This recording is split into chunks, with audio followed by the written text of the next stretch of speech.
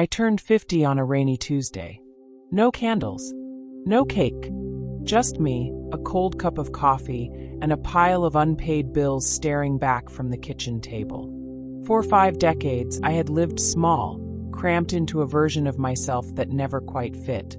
I had believed in scarcity the way others believed in gravity, as an unshakable law of existence. But something cracked that morning.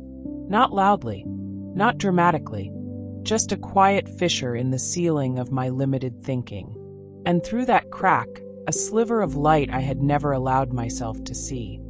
For years, I treated my body like a rented mule, something to push, ignore, medicate, and resent. I fed it leftovers of my attention, moved it only when necessary, and apologized for its aging. Wrinkles, stiffness, the extra weight that whispered, "You've given up." Then, at 50, a friend dragged me to a gentle movement class. Qigong, she called it. I almost laughed. At 50, learning to move like a slow-motion river. But the first time I raised my arms to the sky and breathed, really breathed, I felt something I hadn't felt in decades: presence. My shoulders, which had been clenched tight as fists since my 20s, began to soften. My chest, collapsed from years of leaning away from life, started to open. This is what it feels like to live inside a body, I thought. Not a machine, not a problem, a home. I began walking each morning before dawn, not for calories or cardio, but for the sheer miracle of feet touching earth, lungs filling air, eyes watching the sky bleed from black to pink. I learned to feel hunger as communication, not enemy, fatigue as wisdom, not failure. My body, I realized, had been trying to speak to me for years. I had simply never learned to listen. By 51, I could touch my toes. By 52, I ran a slow mile, not to prove anything, but because running had become a prayer. My body had gone from a prison to a partner, and that partnership whispered the first truth. You cannot think your way to abundance. You have to live your way there. But the body was only the beginning. My mind. My mind. It had been trained in scarcity like a dog trained to flinch. Every opportunity came with a warning. It won't last. You don't deserve it. Someone else will take it.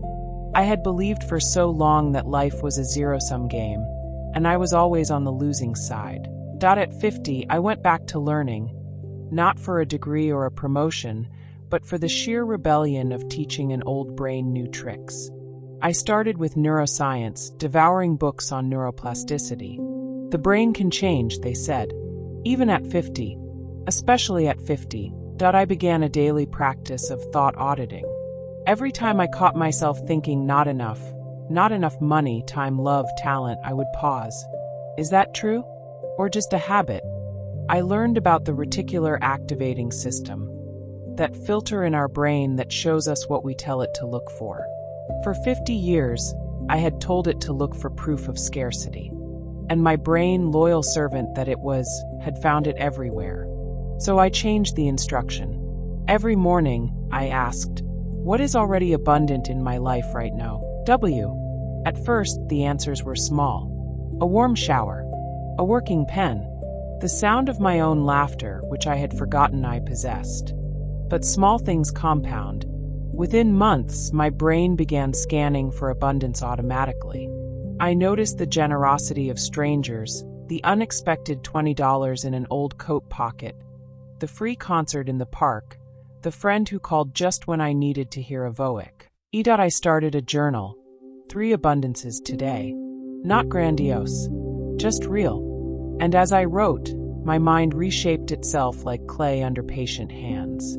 The scarcity loop began to loosen. I realized that scarcity had never been a fact. It had been a filter.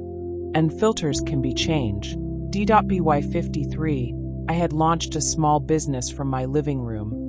Not because I had more resources than before, but because I had finally stopped telling myself I couldn't. My mind, once a committee of critics, had become an engine of possibility. But body and mind alone were not enough. I learned this the hard way when my new business hit its first real crisis. A client didn't pay. A project collapsed. And all my positive thinking, all my morning walks, all my gratitude journals, they cracked open like eggshells under the weight of real fear. I haven't changed, I wept on the kitchen floor. I'm still that same scared person at 30 at 4. Then, from somewhere deeper than thought, a voice. What if loss is also a teacher? I had never learned to trust life. I had trusted effort, control, worry. But spirit, that quiet, witnessing part of me that had watched my entire life from a distance, that part had always known a different way. It had known that abundance is not the absence of loss.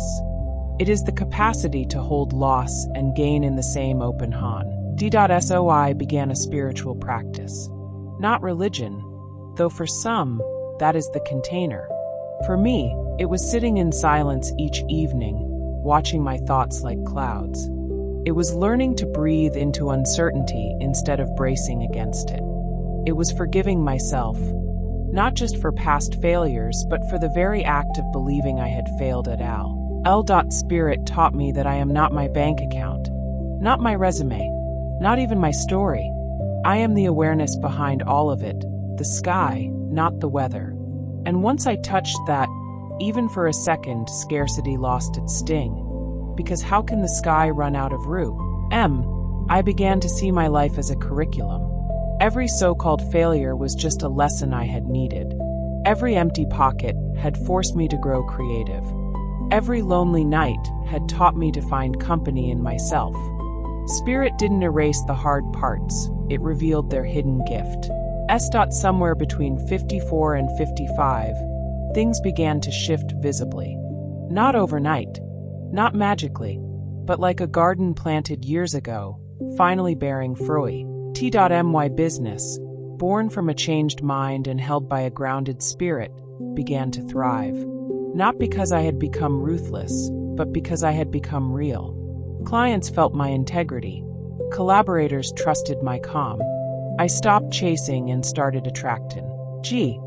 My relationships deepened. No longer desperate for approval, I could love without grasping.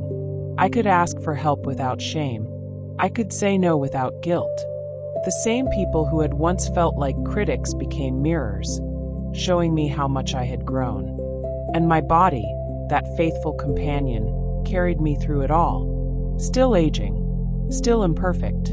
But now, beloved, I learned to rest before exhaustion, to celebrate before success, to move not from fear of shrinking, but from love of expanding. At 56, I looked around my life and saw enough, more than enough. A small home filled with laughter, work that felt like play, friends who knew my cracks and loved me anyway, a bank account that said secure, not luxurious. And that was exactly right. But the real victory wasn't the stuff. The real victory was how I felt waking up, curious instead of anxious, open instead of armored. The real victory was knowing that if I lost it all tomorrow, I would still have my body to move, my mind to reframe, my spirit to hold me. The real victory was no longer needing victory to feel whole. So here I am, past 50, writing this to you, and to my younger self who never believed this day would come. If you are standing at 50 or 40 or 60, feeling the weight of a life lived small, know this, you have not missed your chance. The door you think is locked was never locked. You just forgot you had the key. Body, mind, spirit, they are not separate practices. They are the three legs of a stool that will hold you, if you let them. Move your body like it matters, because it does. Retrain your mind like it's possible, because it is. And tend your spirit like it's real, because it's the only thing that lasts. Scarcity is a story.